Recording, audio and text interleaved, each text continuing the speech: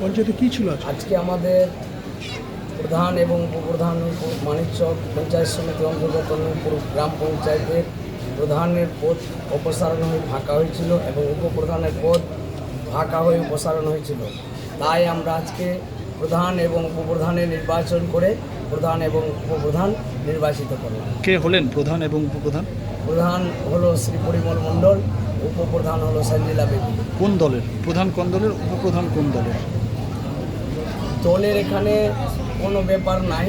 আমরা সর্বদলীয়ভাবে আমরা এককভাবে দুর্নীতির বিরুদ্ধে নূরপুর গ্রাম পঞ্চায়েতের প্রধান এবং উপপ্রধান নির্বাচিত করেছি। কোন কোন দল একত্রিতভাবে? প্রধান বিজেপির 3টে ছিল, প্রধান বিজেপি থেকে হয়েছে, আর সিপিএম পার্টি থেকে উপপ্রধান নির্বাচিত হয়েছে।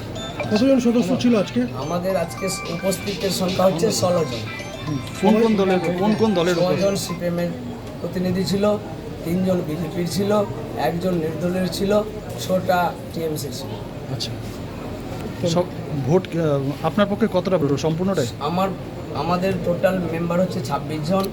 আমাদের উপস্থিত হার হচ্ছে 16 জন।